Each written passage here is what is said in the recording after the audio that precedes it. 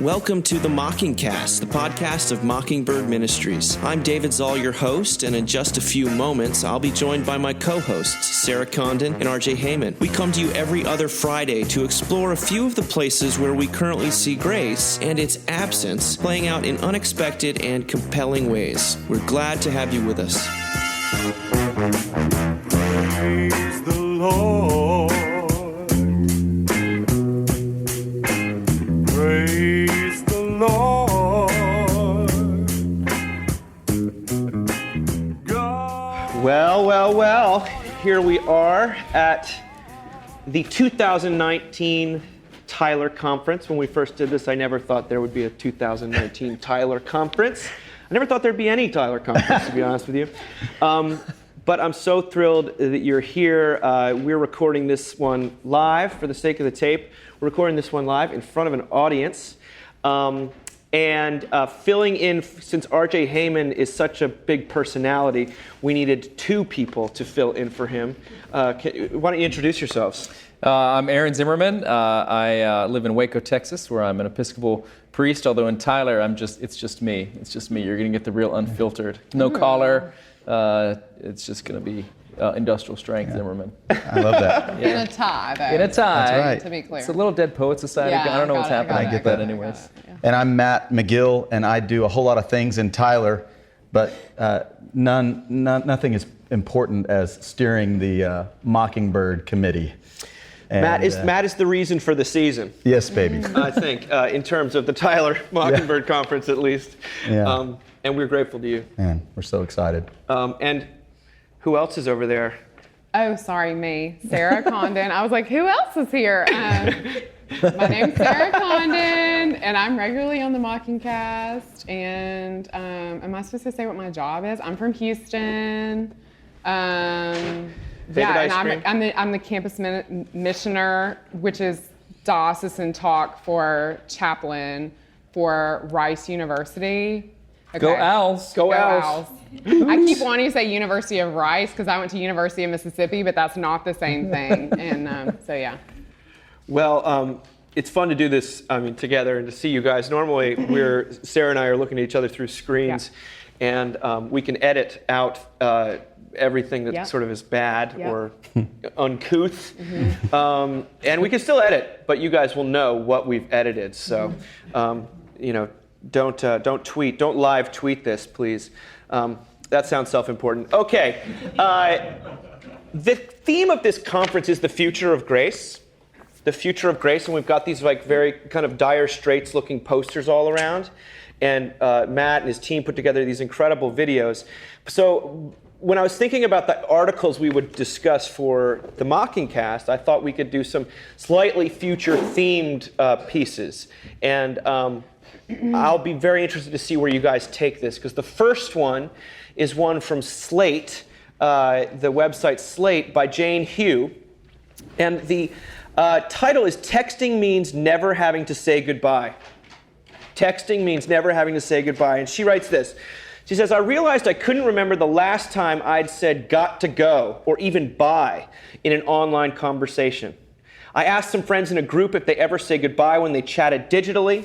They all agreed that they didn't. One friend chimed in with a diagnosis, it's because we never go offline anymore. A goodbye is merited only if one plans to disappear into meat space for a while. Just to sort of casually use that word, meat space. Everything else is one long rolling conversation. The implication is comforting that your friends will always be there for you, literally at your fingertips. Foregoing the formalities of hello and goodbye implies a certain closeness. You can just jump into talking about Martha Stewart's Instagram posts, complaining about public transit, or swap clickhole articles. But as anyone who's ever sent a vulnerable text knows, it can be jarring to put a message out into the world and get nothing back. Leaving a message hanging in a void until the next time the conversation picks up. The etiquette of texting is, of course, different than an in-person conversation, but it can still feel like your conversational partner's silence means something. Did I say something weird, or is she just busy? It can be even worse if you're trying to date who you're texting.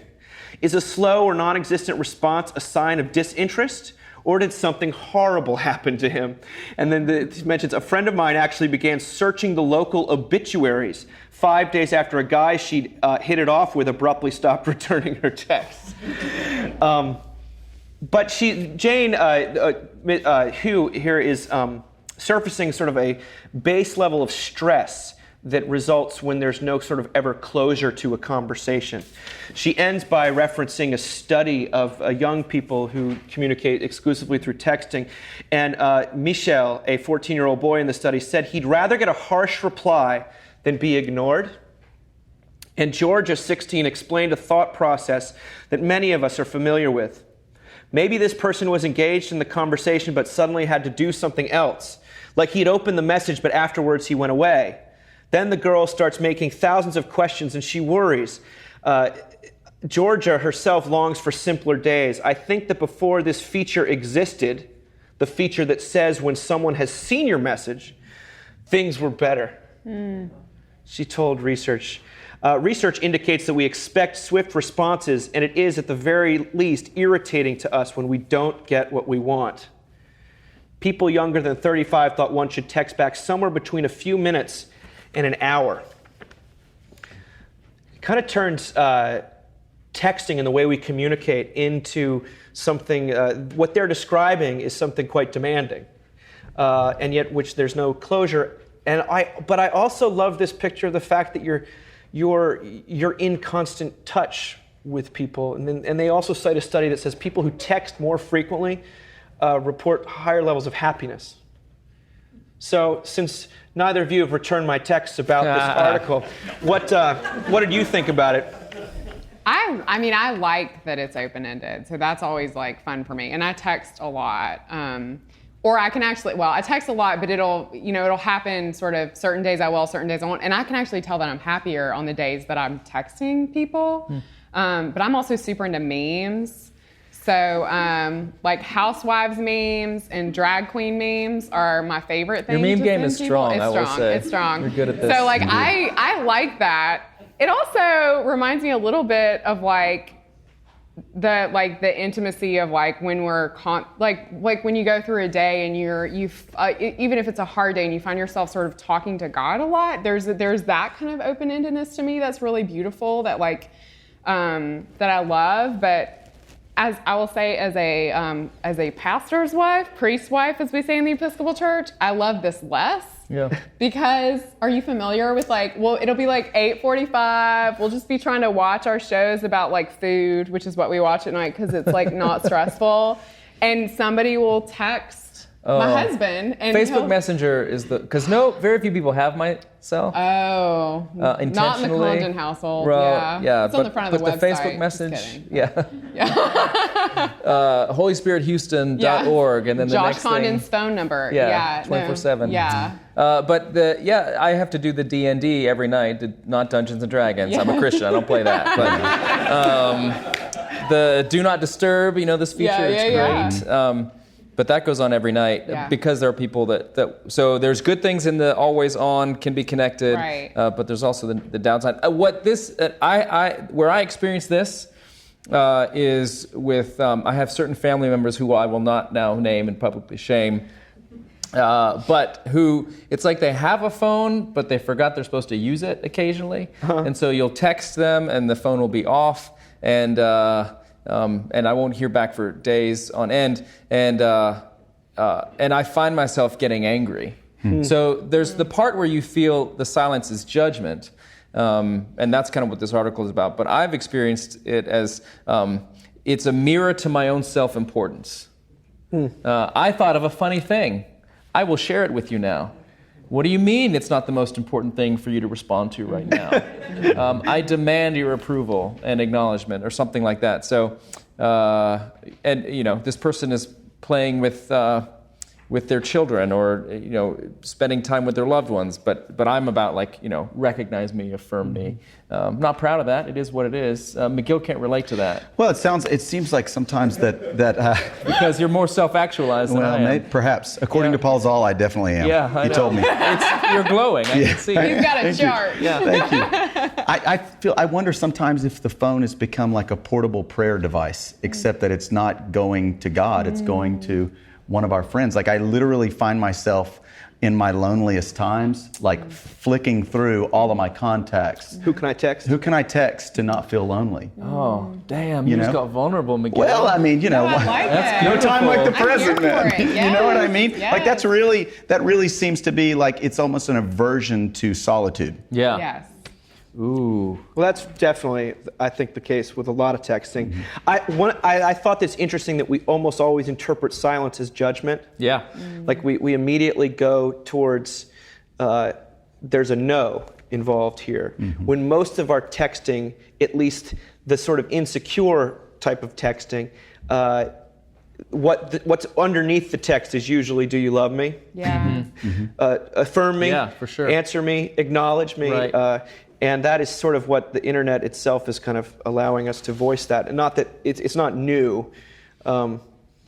But It's I very wonder. Job, right? It's very Job. You know what I mean? Like that you're like, you keep waiting for a response. And maybe you're, like if it's to my husband, my texts get gradually crazier. Like I'm like, hey, where are you? And then like 5 minutes will go by. Hello? And I'm, yeah, exactly. And then All I'm caps. like, I'm gonna kill the kids. You know, like I'll just write something completely nuts, you know? And then he'll text back and be like, I was in counseling with someone, you know? And yeah, it feels like a little like Job. I'm not gonna kill my kids, but I will write something crazy to get him to text back. Well, the future of grace. I think when we're talking to people about God and talking about what this is like, there was a wonderful song by U2, which at the time I thought was a little bit. This is going to date real fast, but there's a song called "Unknown Caller," and it's all about using technology as a proxy for our relationship with God, and God being the unknown caller that we don't pick up, or that we're constantly moving our conversation to trash, you know, and trying to edit our prayer life and edit who we are, and that can be spiritually kind of toxic, and yet the text change that we have with some of our loved ones can be like a real source of joy, and that they're never over, and that they're sort of ongoing. I don't think there's any sort of lesson to be taken from this, except for it represents a new way of engaging the world. Well, I think it represents, to me, it shows, and you touched on this, that we always interpret silence as judgment, and I think that, or often do, I think that's one symptom of a larger thing, which is we're all pretty sure we're terrible people. We've got this internal voice all the time that we're a piece of crap. You know, at whatever age you are, you feel like you should have gotten your life together by now, and it's not. Your garage is full of projects started and not finished. There's that like unopened bottle of stain that you were going to use to redo that part, and you've not even done the first thing. I'm speaking totally hypothetically. And so we're just pretty sure we're terrible people, and we turn that on instantly, and it's always going, and you never notice. And so when there's silence on the other end, your first thought is, this is just confirming that I'm a terrible person. We're always sort of scanning the horizon, looking for where is there someone who can corroborate the judgment that I already feel upon myself. That's why the gospel is such a it's foreign a foreign word. word. And so your first thought is not, oh, this person is in a pastoral counseling session because he's an Episcopal priest. Right. And I'm like, he hates me, I knew it. Yeah, it's me. Exactly. We always, Yeah, it's yeah, like yeah. we make it personal. That person cut me off.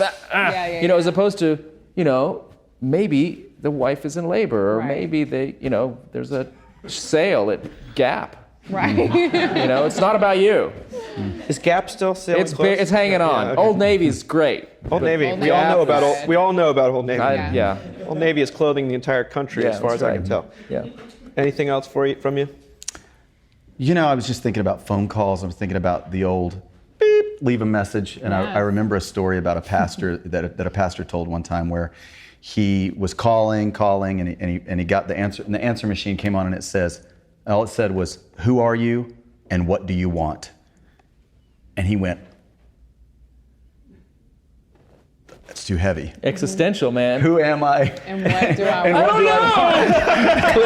And he just hung up. If I knew the answer to that question, I wouldn't be calling you. But there's that. I think that there's the absence of that kind of thing in texting, where we never have to end a conversation, and we never have to start a conversation. That it's just always ongoing. And I think that there's something about the initiation and closure that are very part and parcel with living. It's being born and dying, and we don't want either of those things. There's some sense in which the anxiety, the low-level ambient hum of anxiety with which we all live today, is not being helped by the fact that we never get closure or assurance that we're looking for. That's right. And I think that it yet another invitation for, I think, the open door of the great yes that we talk about when we talk about the future of grace. Yes. Let's talk about the future of what you want to be when you grow up. This is the New York Toys R Times. Us kid. Sorry. I thought you were Not going to say anymore. that. Yeah. The organizational psychologist Adam Grant, who is everywhere these days, he's very prolific. He's writing the New York Times. With one of those clickbaity titles, "Stop asking kids what they want to be when they grow up." And he says this because he says, "When I was a kid, I dreaded the question. I never had a good answer.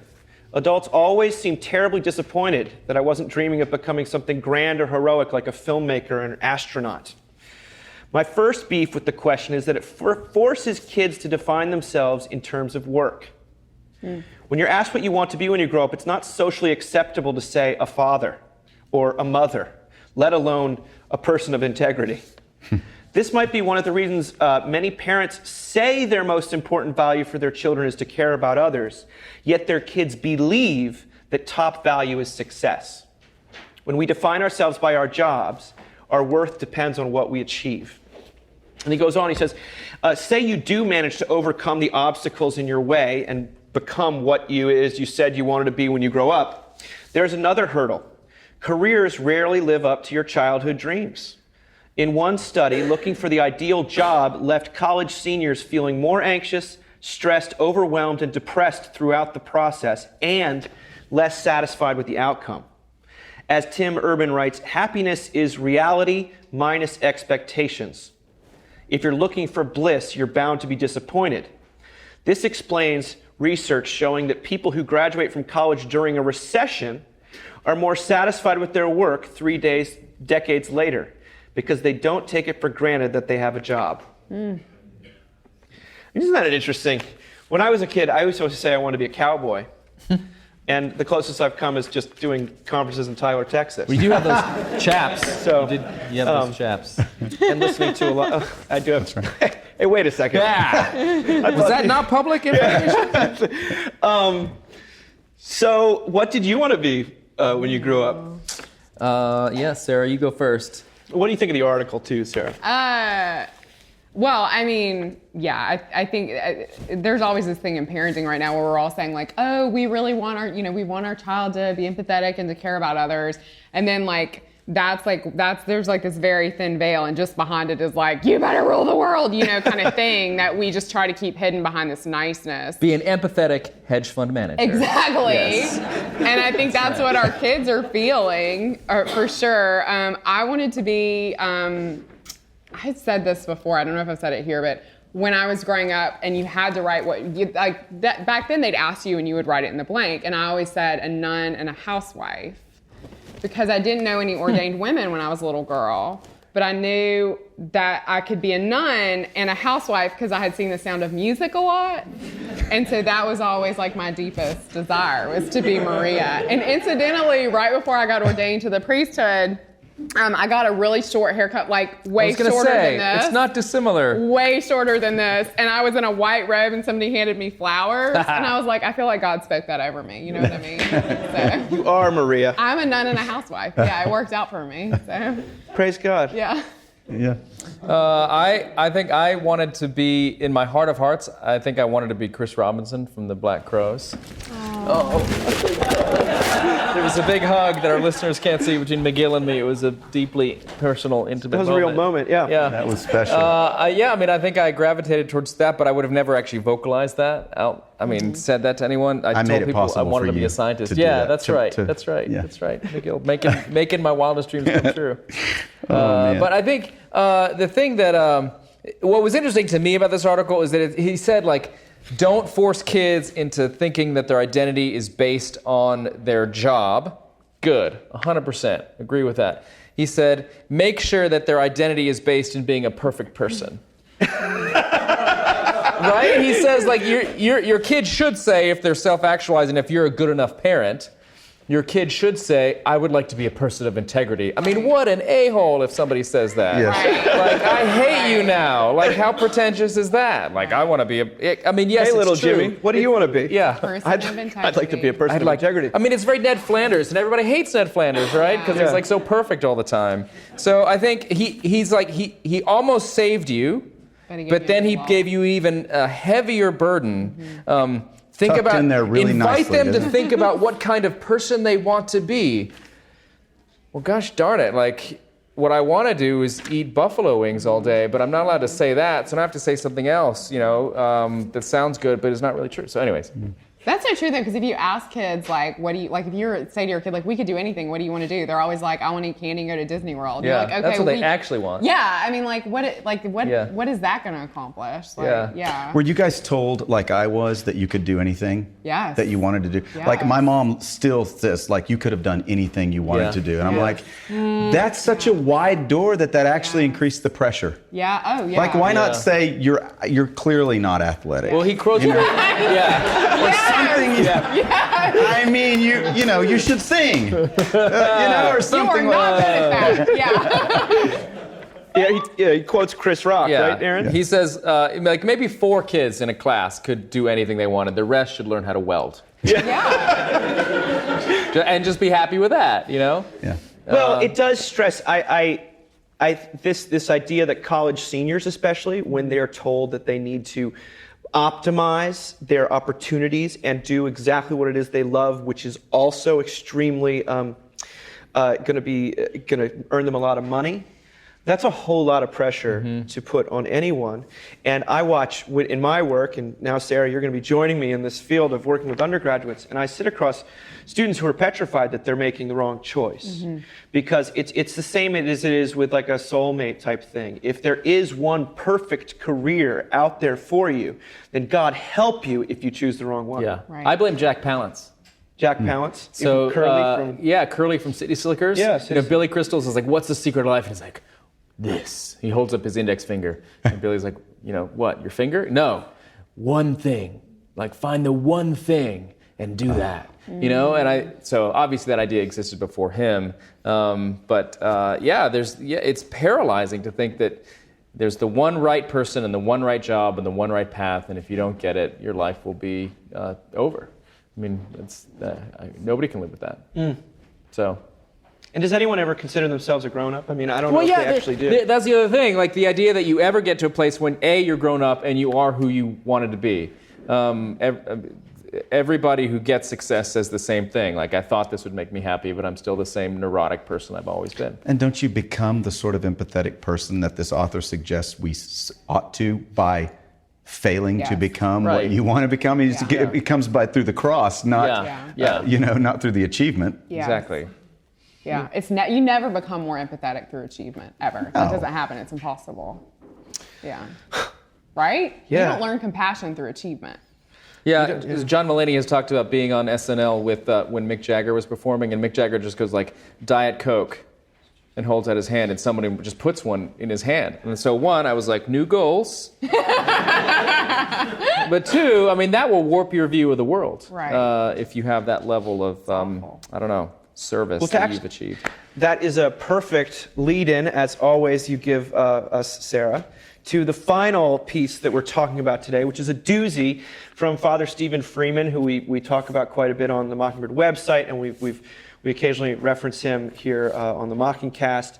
He wrote an article called "The Ladder of Divine Ascent and Moral Improvement." Now, he mentioned that in the Orthodox tradition that where he is ordained, that the fifth Sunday in Lent, which is this Sunday, is the feast day of St. John Climacus. That just shows you how Orthodox I am. Who's the author of the ancient work, The Ladder of Divine Ascent. A great work, but before he dives into what St. John actually said in this work, he says, ladders are dangerous things to put in the hands of a modern Christian. Modernity likes ladders, he writes. We like the idea of upward mobility, of continuing improvement, of moral progress. We speak of career ladders and the ladder of success. It is the myth of personal power, and its most subtle and seductive version is that of moral progress. We simply are not saved by getting better. It is a false image and a false goal. Of course, critics will charge that I'm being defeatist and suggesting a path devoid of moral effort. I am doing nothing of the sort. Everyone should at all times struggle against sin, but measuring, even watching for improvement, can be not only self-defeating, but sinful in itself. Ooh. Then he quotes St. John of Climacus. He says, this one line from this The Ladder of Ascent, he says, you cannot escape shame except by shame. What does that mean? Well, what he says is that we do not gradually improve and thereby leave our shame behind us. Instead, the way down is the way up. The ladder of divine ascent is actually a ladder of divine descent. The path of modernity carries no humility. It breeds pride and frequently contempt. Failure is its nemesis. We blame ourselves for laziness and sloth, certain that a little more effort will make the difference. Like a child given a bad grade, we plead that we'll try harder. But St. John points us towards our shame. He does not describe a path of moral improvement. His path follows the cross, which is the descent into Hades. My failure, not sought for its own sake, we do not sin in order to gain grace, is always and immediately the gate of Hades and the gate of paradise. Meaning, when I acknowledge my failure and refuse to hide from its shame, then we can call out for Christ to comfort us. I did not turn my face from shame and the spitting, Isaiah 56. God will meet us in our shame and takes it upon himself. God does not meet us in the middle, Freeman writes. He meets us at the bottom and asks us to meet him there as well. It is within that place that true humility is born. Judgment ceases.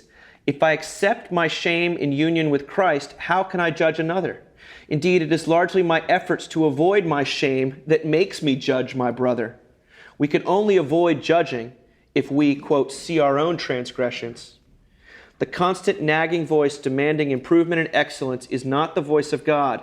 It is often nothing more than the neurotic echo of modernity sounding in our brains. It drives us with the threat of shame.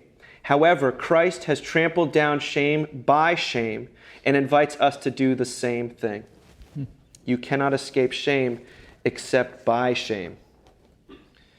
I mean, heavy, and but amazing. but kind of amazing. I mean, Lenten as can be. What I loved about this is I know several, and there's many people for whom this is true. They start out as an evangelical, non-denominational Christian, learn about church history, realize there's more to Christianity than the last 200 years, and start looking for that deeper truth. And so they go from that world to, sometimes there's a stop in the Episcopal Anglican world, but then they realize that's a zany place. A zany place. Making eye contact with Condon, the other ordained person up here. Yeah. And then so like, let's try the Roman Catholic Church, because they got it going on. They've held the line. They're the pure, true one. And then like, oh, wait, they split 1,000 years ago.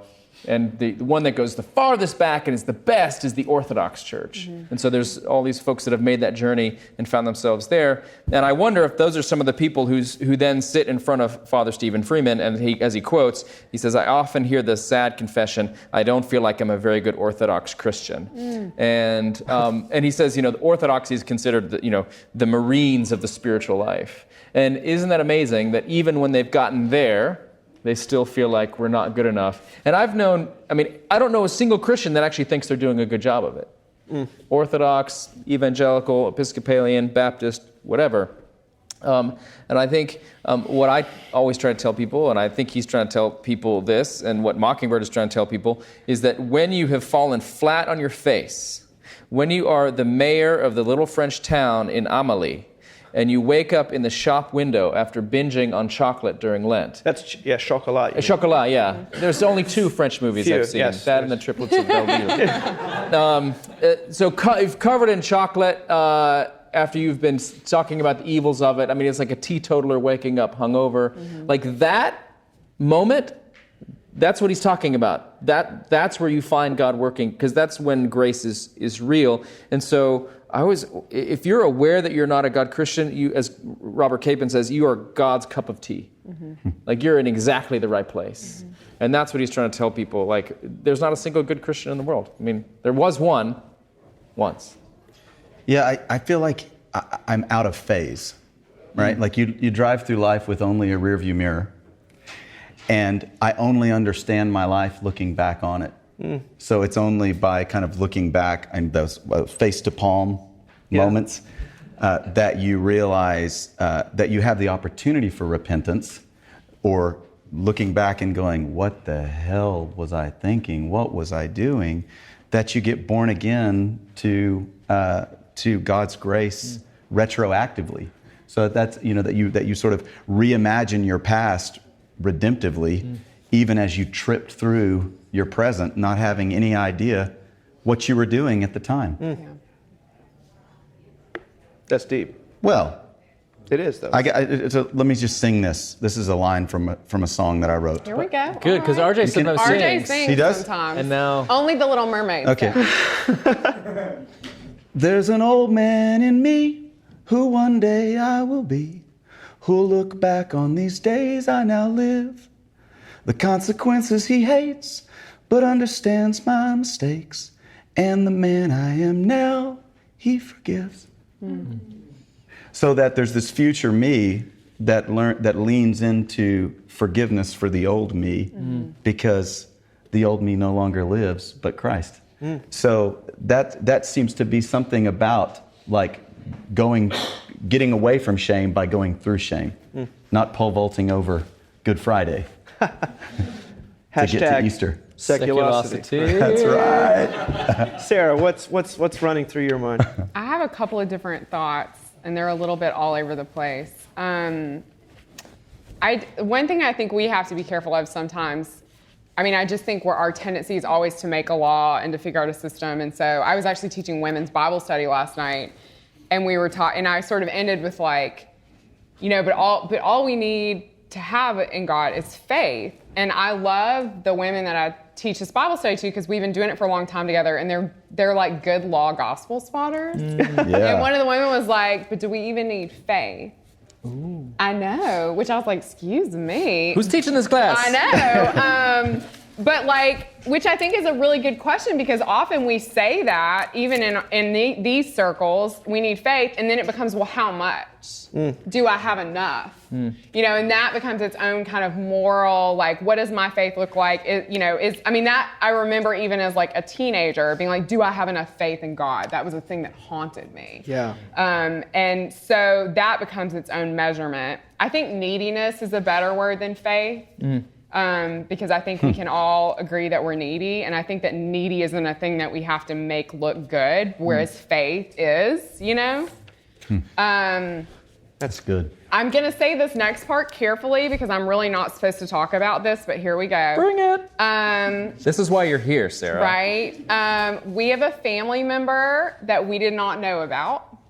And that's all I can say. A very close family member that we just found out about a week and a half ago. The existence of this person. So it's been really crazy for my family and wonderful. And I think it's going to be wonderful, but complicated and all these things. But when this person called me, he said, I found you and your husband on the internet, and I saw that you're both really churchy. And so I thought maybe you wouldn't want to talk to me.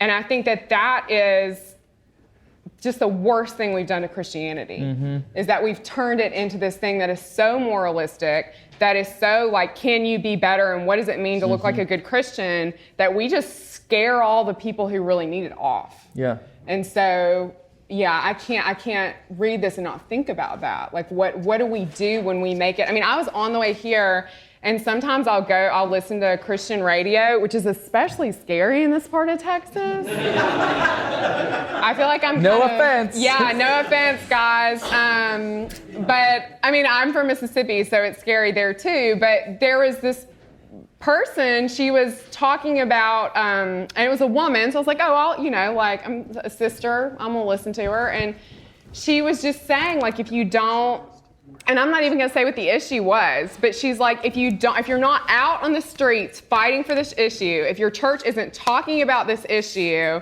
then you're not a Christian. She said that. And I was like, and I mean, there's, and that's always the thing about Mockingbird that's so compelling for me is we just refuse to go right or left. Like, we're going to stay in that gospel center. You know what I mean? Like, it's that center of everything. That's where we're going to stay. And because we remember that Jesus loved the tax collectors and the widows, and we're going to stay in that. And for me, it just kind of wrecked me to hear her say this thing, right? Because there's so many things we can put in that blank. If you're the right or the left, there are so many things we can put in that blank. And I was just like...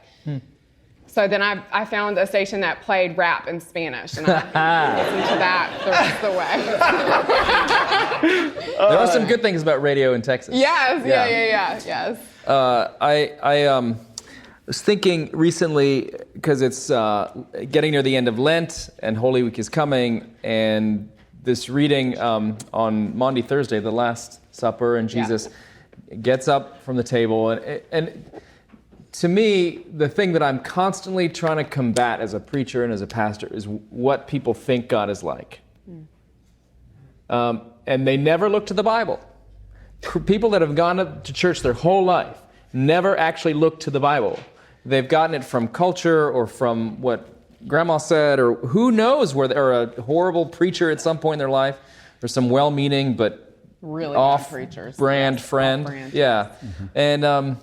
And so they think God hates them because that one thing they did that one time, or that 5-year period, or how they acted after their divorce, or what they did that led to their divorce, or whatever it is, and they're just convinced that they're the worst ever, and they never actually look to the Scriptures. And what struck me as I was reading these texts again for Maundy Thursday, again, these Holy Week, end of Jesus' life passage, what struck me afresh was the fact that Jesus gets up from the table after this meal, says what he's going to do. I'm going to die, and this is happening. And he gets up, takes off his clothes, puts on a towel around his waist, and starts washing the disciples' feet.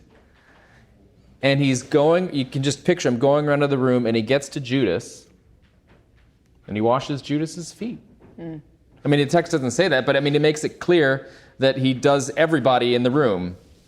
And this is what God is like. God is the one who does not, even when he knows you're going to fail and you have failed, when he gets to you, he still washes your feet. That's what God is like. I wish people could get this. So this thing, like this attitude, like I don't feel like I'm a very good Christian. I need to be on the ladder. I thought I'd be on a higher rung. I thought I'd at least be, in the 20s number rungs, but I'm still on number 5 or 6 or whatever. I mean, that's you forgot what God is like. Yeah. Gosh, I mean, I think that's, the Steve Brown, who we're about to hear from, the sort of a bit of a Jedi master. His tagline, Yes, he is. It says, In a word. no, it's like says Steve Brown, and then it like a little motto. It says, God's not mad at you. Yeah. That's sort of what he's really trying to get across. So good. And it's when it's remember the texting conversation. Yeah. In the silence, we read that the person is mad at us. Yeah. Even if we had a great childhood and we feel like we're totally affirmed and loved by the world, that gut level, the verdict of the law, I think. I mean, I think the sort of pain of what it means to be alive is that you immediately project that onto God, and then here's the Bible that comes along, Jesus who comes along and says, this is what I'm trying to, you even putting me on a cross is not going to stop me loving you. And I had to preach the prodigal son story last week. Yeah.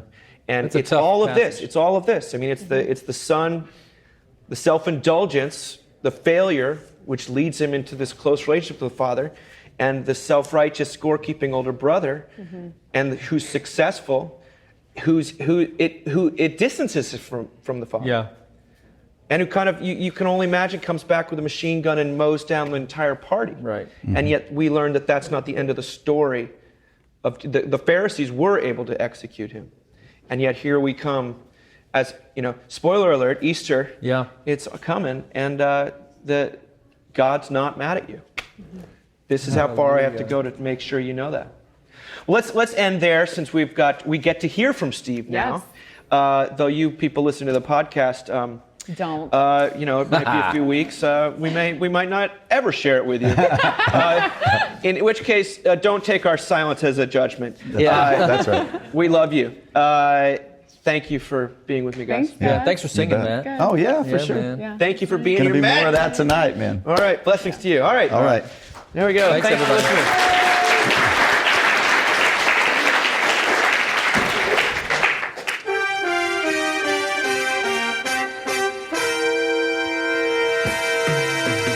Thank you for listening.